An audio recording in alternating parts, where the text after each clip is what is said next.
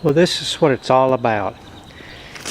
You want to try to keep the water from getting under your house.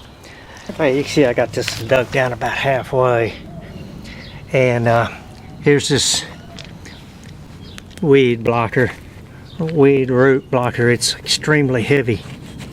It's not the little light stuff like you buy at Home Depot. This stuff is probably about 3 times as heavy because it keeps out the roots, and you don't want the roots start getting in this thing and stopping it up.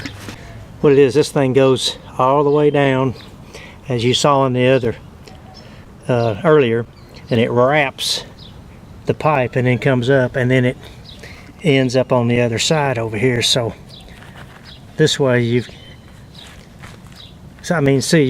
these roots here are from grass, which is okay because they're not going to go very deep, but it's the tree roots and stuff like that. Alrighty, I'm gonna cover this thing up, and I think we're done with this one.